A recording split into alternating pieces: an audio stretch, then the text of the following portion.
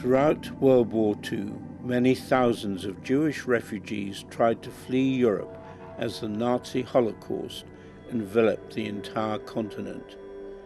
In November 1940, almost 3,500 refugees were headed towards what was to be the reconstituted Jewish national home in Palestine.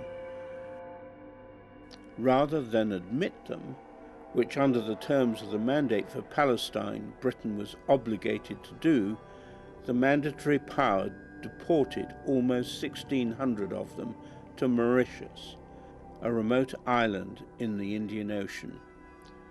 There, the men and women were segregated, even husbands and wives.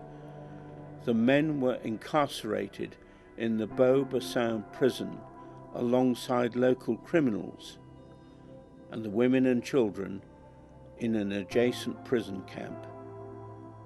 Among them was the Adler family with their small child, Isaac. Their crime? Being Jews trying to reach their ancestral homeland. Using drawings and prose, Isaac shared some of his childhood memories in a Zoom call with Rosie Ross and Hugh Kitson. Isaac, we are so delighted to have met you recently and to see how you've captured your memories from your time in the British prison in Mauritius between 1940 and 1945. Can you tell us what stirred up these memories and how you came to record them in word and picture form? But before you begin, I would like to say on behalf of many British Christians that we are deeply sorry and ashamed of how our nation treated you, your family, and many other Jewish people. 76 years ago, a young Jewish boy stood on a broken boat, half buried in the sand, holding a piece of bamboo which he made into a toy telescope. The boy was scanning the horizon, looking for the large ship that would take him and his parents back to Eretz Israel. The boy, his parents, and 1,800 other Jewish refugees were deported to the island of Mauritius in the Indian Ocean at the end of 1940, after they were denied entry to then British-controlled Palestine. I was that boy. Isaac, how did you and your parents feel about being denied entry to British-controlled Palestine? It was a painful experience for my parents. I did not feel the pain when we were denied entry. I was just a baby. But their bitterness and anger was expressed in many ways, years to come. And during my boyhood and later years, I absorbed this anger. And of course, when I lived in Mauritius as a young prisoner, I started to feel the conditions of being a prisoner. And I did not like it. It was not pleasant to be surrounded by gray, dark walls in the middle of an ocean, and all you could see wherever you went, there was nothing but water. So the feeling of imprisonment wasn't just because you were surrounded by the walls, but also knowing that you are in the middle of the ocean in an island. So it kind of was a double jeopardy. Thank you. Would you share the next piece, please, that you wrote? Playtime in my father's prison cell. Although this happened years ago, I clearly remember playing with my father in his narrow prison cell. While staying with mother in the women's barracks, I was allowed an occasional visit with Father. He waited for me at the gate, separating the two camps. We walked hand in hand to his cell on the third floor of the men's dark stone block. His narrow bed became our playground. He laid on his back. I climbed on his legs. He then lifted them up and down in with fast, powerful motions, me riding on top. I laughed joyfully, and he joined in. We took short rests, then resumed our joyride. This game became the highlight of the week until one day it stopped. Mother told me that he joined the British Army to fight Nazi Germany. I missed our playtime so much. Isaac, how do you think the Mauritius detention impacted your father? He was a silent person. He did not talk a lot. What he did things like roasting coffee, taking care of us so we will have nourishment to fight the harsh condition of the prison. So that was his way of showing love. He never told me, "I love you, Isaac." He never hugged me. He played with me. He showed his love and care by actions. My mother was the one who talked. The mother, she always told me, she showed me love, she hugged me, and she kissed me. My father didn't, but I felt his love. I loved him. Coffee roasting memories. While imprisoned by the British during World War II for 5 long years on the island of Mauritius, at the heart of the Indian Ocean, Joseph, my father, roasted raw coffee beans using a manually operated coffee roaster. He then used a hand-operated bean grinder. He was selling the finished product, an aromatic powder packed in small used cigarette boxes, fellow prison mates. This is how he managed to buy extra food supplies to sustain his family, my mother, and me, his son.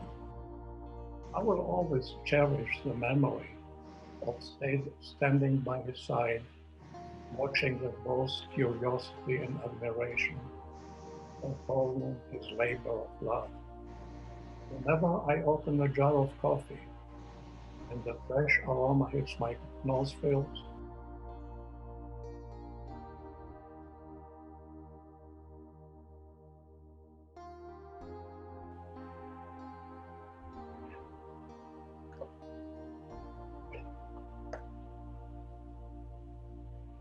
I remember Joseph.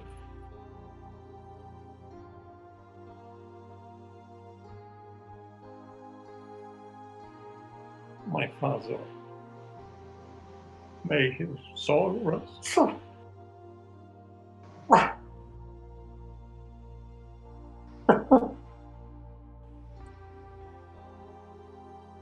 May his soul rest peacefully in heaven. I'm sorry for crying. Don't apologize, please. It's very emotional for me. We understand. We feel very privileged that you're sharing it with us, Isaac. Thank you.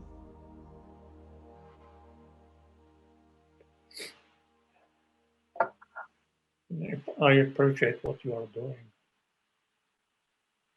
You know that. Can you tell us about your father joining the British Army? I did not remember. There was no talk about him joining the British Army. One day, I stopped seeing him and I stopped going to the cell and play with him. and all I stayed only was in the barracks, in the women's barracks. I cannot remember visiting the men's building after he left for the army. So it was a surprise. They never told me he's going to leave. He just left.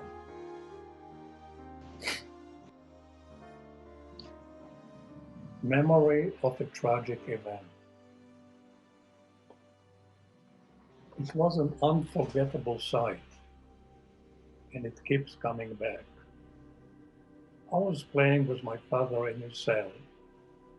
Suddenly we heard shouts and sounds of running steps. We rushed out of the prison cell. On the level below ours, we saw a man lying on his back. 3 other men crouched over him. One of them was holding the hands of the motionless man, moving them forward and backwards in quick motions. Father asked me to stay there by the rails. Then he ran down where he joined the group, while I stood there watching the strange scene with growing curiosity. A few minutes later, he came back. Without saying a word, he led me back to his cell.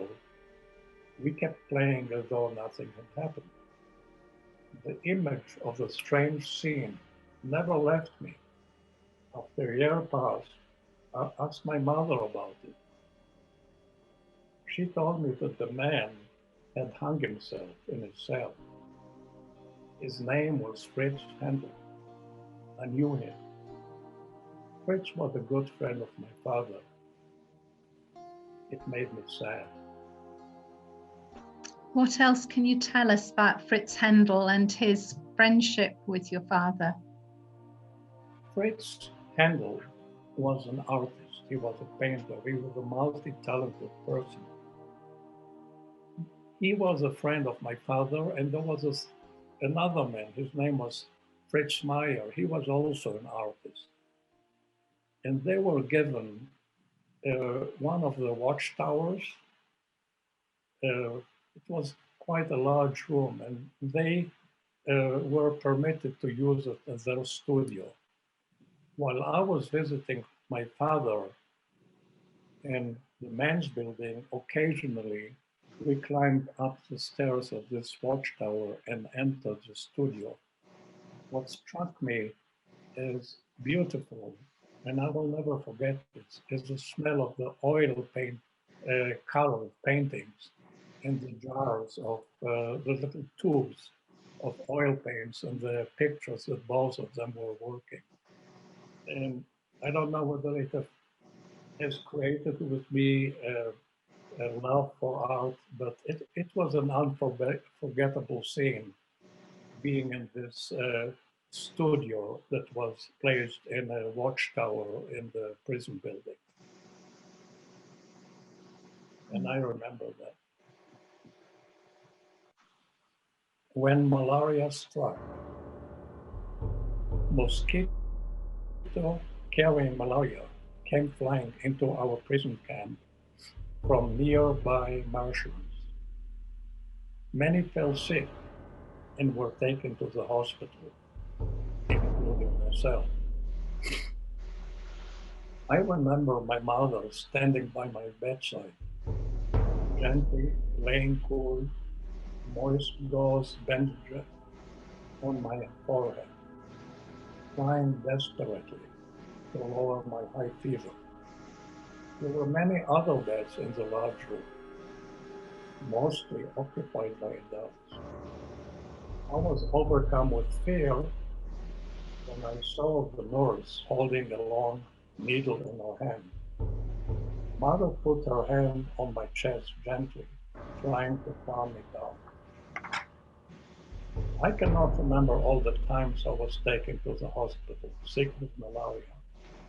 Mother told me there were many. She was fighting for my life continuously. For that, I'm so grateful to her. And I will never be for the rest of my life. I love her and I miss her so much.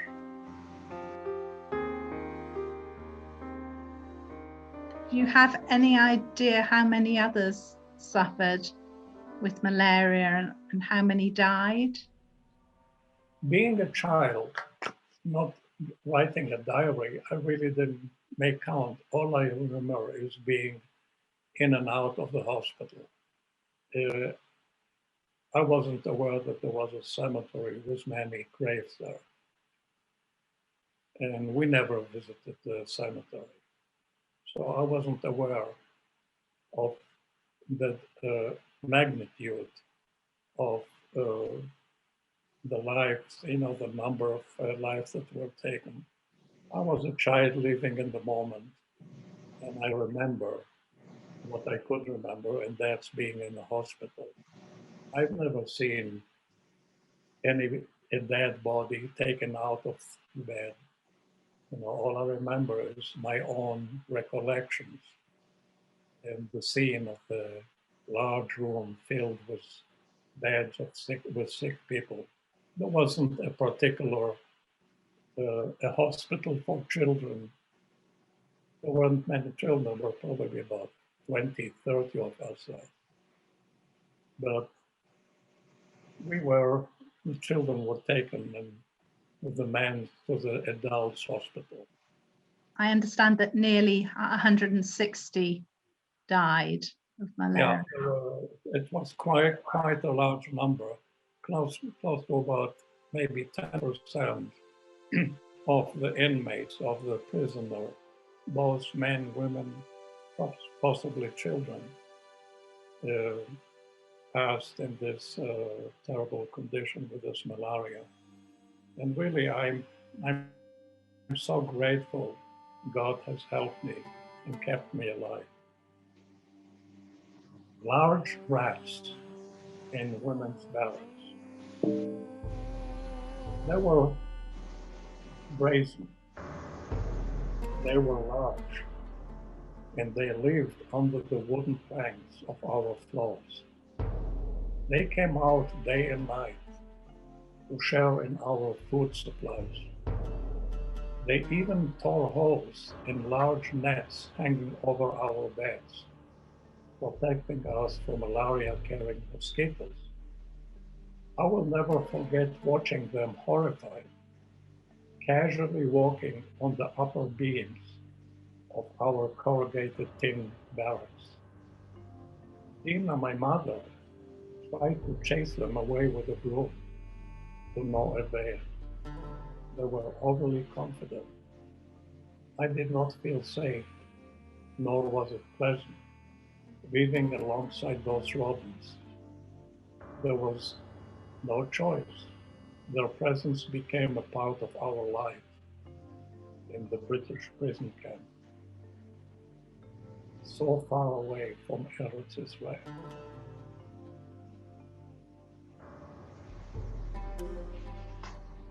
Have any other memories of the rats, Isaac, of that particular episode, or of reactions to the rats in the camp?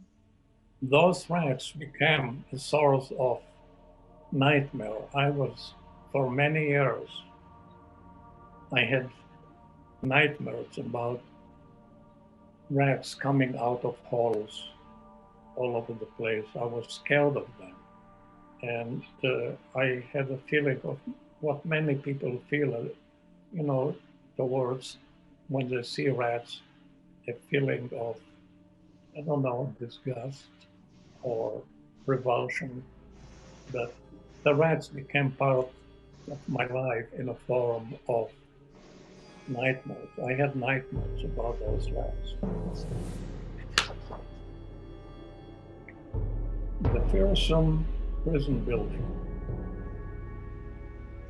When mother was walking me to meet father at the gate of the men's building, we had to walk by a large, fearsome, tall building holding local Mauritius inmates. A strange-looking man reached their hands out of the small, dark windows, waving at us. They shouted at us loudly in a strange language. It always scared me. I had to turn my head away, avoiding looking at them. I burst out crying, panicking, trying to flee the threatening scene as fast as I could. Mother tried to calm me down, using her one free hand. In her other hand, she carried a meal she cooked for my father and me. Eventually, we chose a longer route, avoiding the fearsome building. I tried to erase it from my memory without much success. It haunted me for a long time. Can you tell us, Isaac, how long you were haunted by those memories? I couldn't put a time on it. It was a memory. I knew that I was away from it, so I wasn't afraid. It didn't fill me with fear uh, like the rats did. But as soon as we left the island and I felt free, I knew that the fearsome building is not a threat anymore. But I cannot forget it. It was, I cannot forget how scared I was because of those black hands coming out of the cell and waving at us, and the strange language that they were speaking. As a child, I was horrified by, by this building. And my mother made sure that we will never walk again by it because she remembered how, my cries, my sobbing when I got scared. And she tried to protect me from this building. I think we have the last of your reflections now. Yeah, set me free, set me free. A stone wall surrounding the woman's barracks compound, just as the man's building was. It was not tall and forbidding, however, but it still kept us enclosed and disconnected from the world outside. The wall had a side iron gate, rarely used. One of my favorite pastimes was to climb this gate and hang onto it for as long as my strength allowed. I loved gazing at the trees, bushes, tall grasses, and wildlife. I enjoyed the butterflies, birds, and occasional family of wild monkeys. They were free. I was not. I was barely 4 years old at the time, a young Jewish detainee in the prison of His Majesty King George VI on the island of Mauritius, at the heart of the Indian Ocean. Our freedom was limited to rare authorized outings. As young as I was at the time, I felt a strong urge to get out, to be free, to live in Eretz Israel. Our beloved country.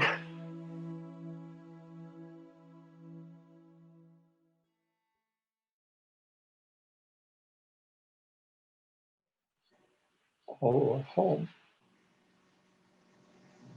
I'm sorry. Please don't apologize.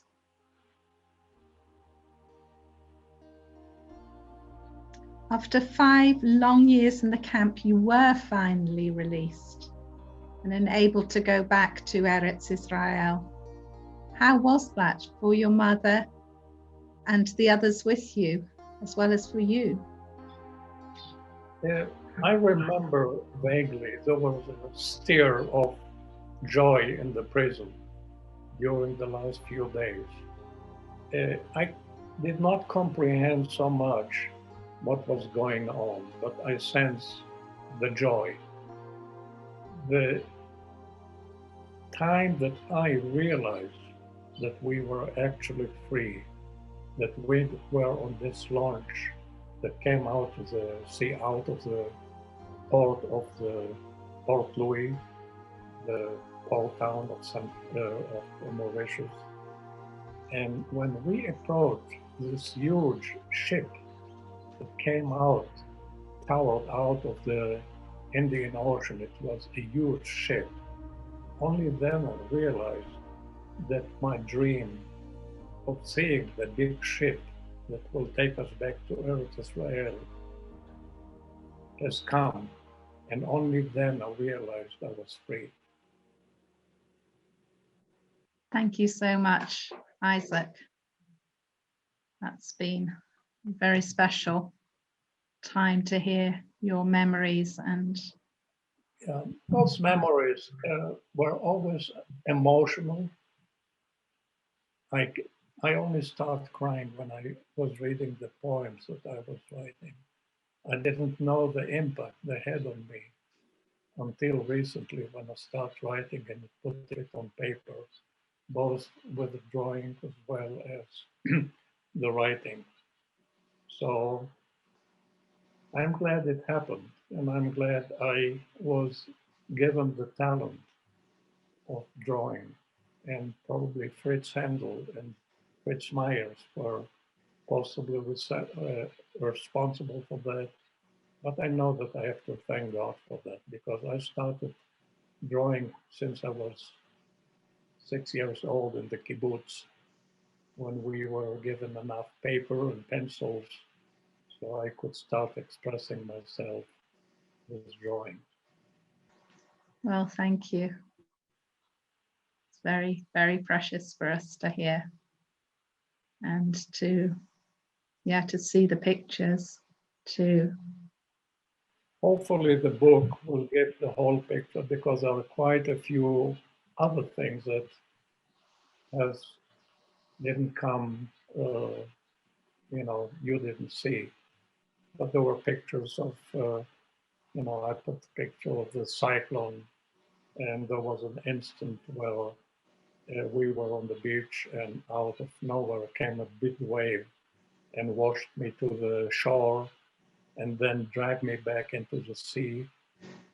And my mother somehow managed to hold one of my feet and save me from drowning. And I remember being underwater, swallowing the salt water. So there were quite a few other pictures that will be coming out in the book. And we decided to call the book The Young Captain on the Broken Boat, because the broken boat symbolized